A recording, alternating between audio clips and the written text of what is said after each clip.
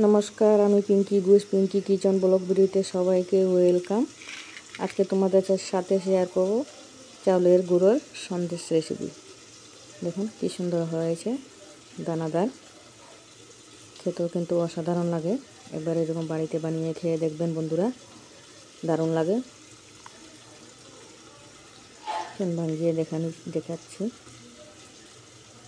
তার জন্য নিয়েছি আমি এখানে 2 কাপ চাল ভিজে শুকিয়ে রেখেছি, আর এখানে ঘি দিয়ে 2 চামচ ঘি দিয়ে আমি ভেজে নিচ্ছি। লাল লাল করে ভেজে নেব। ঘি দিলে আর কি সেন্টটা খুব ভালো হয়। তোমরা চাইলে গোবিন্দভোগ চাল দিয়ে বানাবে, বা বাড়িতে যে চাল থাকে সেই চাল দিয়ে বানালেও কিন্তু খুব ভালো লাগে। আর দেখুন লাল লাল করে আমার ভাজা হয়ে গেছে। এখন আমি নামিয়ে নেব। আর এদিকে বাদাম নিয়েছি, বাদামটাও আমি ঘির মধ্যে ভাজিয়ে নিচ্ছি।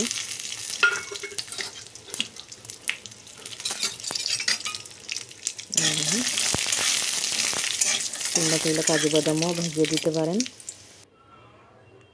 আমার দুটোটা ভাজা করা হয়েছে, এখন ঠান্ডা করে নিচ্ছি। মিক্সিতে এখন দানাদার করে পেস্ট করে নেব। পুরো পেস্ট করব না, দানাদার করে পেস্ট করব।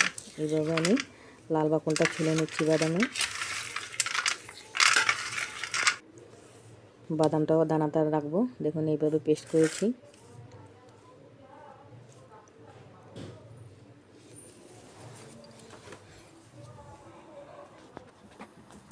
নিয়েছি গুড়। এখন কড়াইতে গুড় দিয়ে দিচ্ছি, আর সামান্য একটু জল দিয়ে দেব।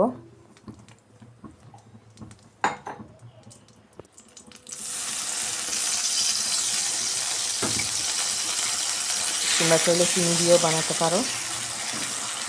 গুড় দিয়ে একটু ভালো হয়, গুড়ের সেন্টটা পাওয়া যায়, তার জন্য আমি গুড় দিয়েছি।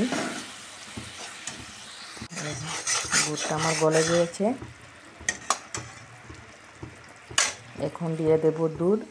1 লিটার দুধ আমি জাল করে রেখে দিয়েছিলাম শুকিয়ে, এখন দিয়ে দিচ্ছি। দুধ দিলে আর কি ভালো লাগে খেতে। এখন আবার ভালো করে মিশিয়ে নেব।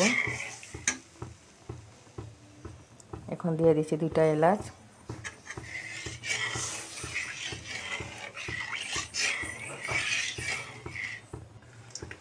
এখন দিয়ে দেব সব চালের গুঁড়োটা। এখন আবার ভালো করে সব মিশিয়ে নেব। সমানে নাড়া দিতে হবে, না হয়তো লেগে যাবে।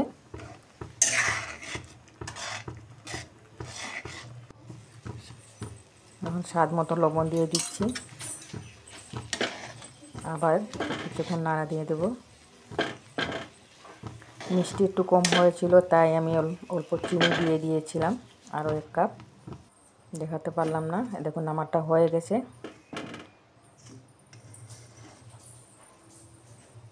এখন আমি নামিয়ে নেব, নামিয়ে ঠান্ডা করে নেব।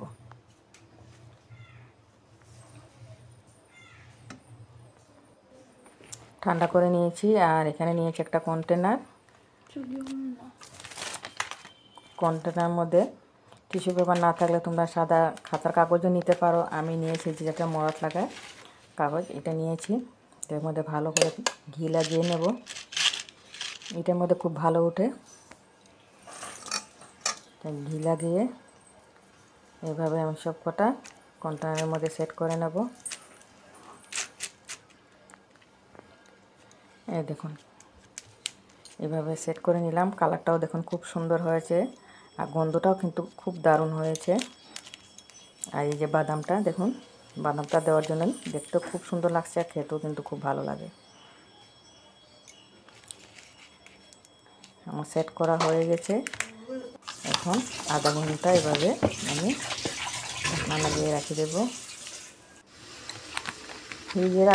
ফ্রিজে রাখতেও পারো, বা না রাখলেও হয়।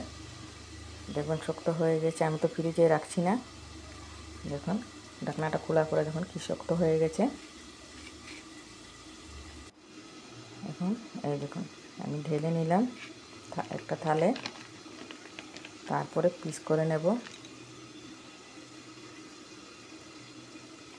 দেখুন দেখুন ভিউ সাইডটা কি সুন্দর হয়েছে।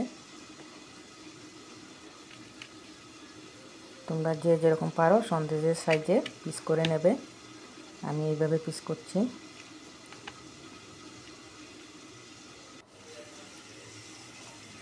দেখুন পিস করা হয়ে গেছে।